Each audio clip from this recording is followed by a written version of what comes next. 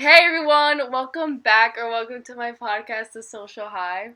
I'm your host, Valentina Novak, and I'm here with today's guest, Jaylene Rivera. Hey guys! Today we're going to be talking about the pros and cons of high school relationships and a little bit of advice. So, starting off with the pros and cons, what would you say is a pro? We can start off positive. I'd say you always have someone there to talk to, other than, you always have your family and friends, but to have someone, like, that you're with in an actual relationship to talk to, and they're always there for you. Yeah. So, I feel like that's a good pro. Yeah, and I feel like you get to learn more about yourself, what you like, how you like to be treated. You really get to learn about yourself.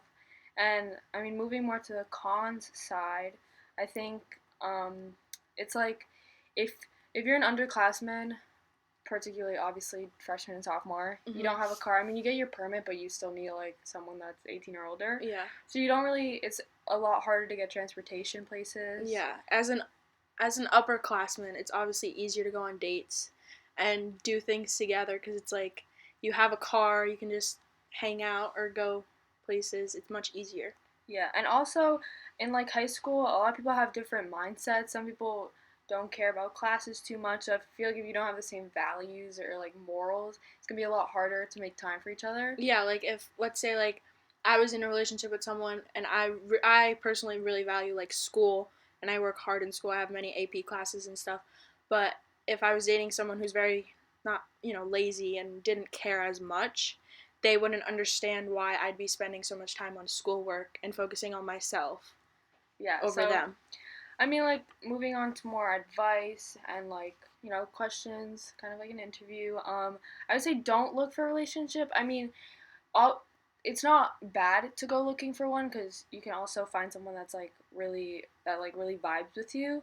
But also, like, I feel like if you're just like super desperate and you're like out looking for someone 24/7, I feel like it's not gonna be as genuine and the relationship isn't gonna last. Yeah, and I feel like social media definitely makes a big role in this because it makes it look like something it isn't. Like on like Instagram and TikTok and everything, all you see is videos of these relationships, and you look at it and you're like, oh, I want that, but do you really? You just, all you're seeing is just videos of the good stuff and not the bad.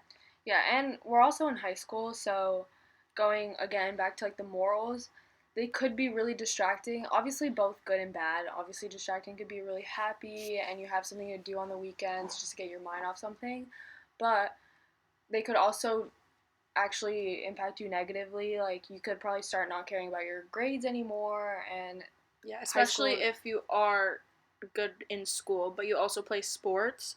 That's also like another thing that at that point you're gonna have to choose your relationship over school, or school over your relationship anyway. Yeah, and so moving to you more, like, what did you learn from past relationship, or have you experienced anything positively or negatively?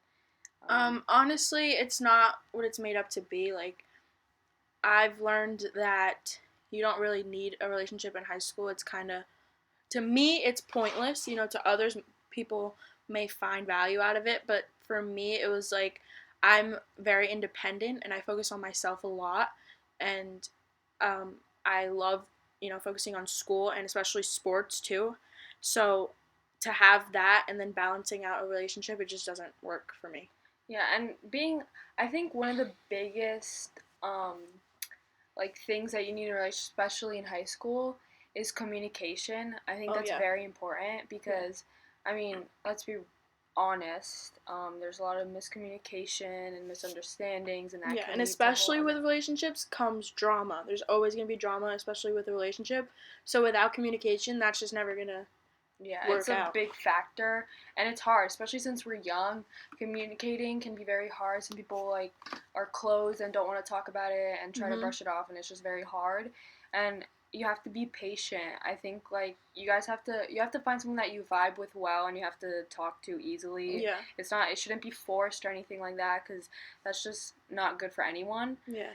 So, what do you have any advice of like getting over a relationship or like coping mechanisms, I guess you could say? Honestly, like if you do end a relationship, obviously it's gonna be sad.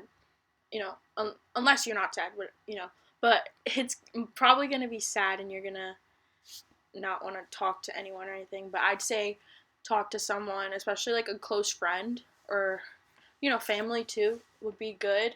But talk to someone about what you're feeling, because to keep those feelings inside is not, you're doing that to yourself. Like, it's not doing anything at all. Yeah, I mean, like, go find stuff you like to do. I mean, some people, listen to music, paint. There's like a hundred different things of distracting you Yeah, could do and rather the than things like, that you did with your boyfriend or girlfriend, like go out and do it with your friends. It's not gonna be the same, but still you'll be doing things that you love with people you love. yeah. So that's the end for this episode. I hope you guys enjoyed. Thank you to Jaylene for joining us for today, and hope stay tuned for the next episode. Bye, guys. Bye.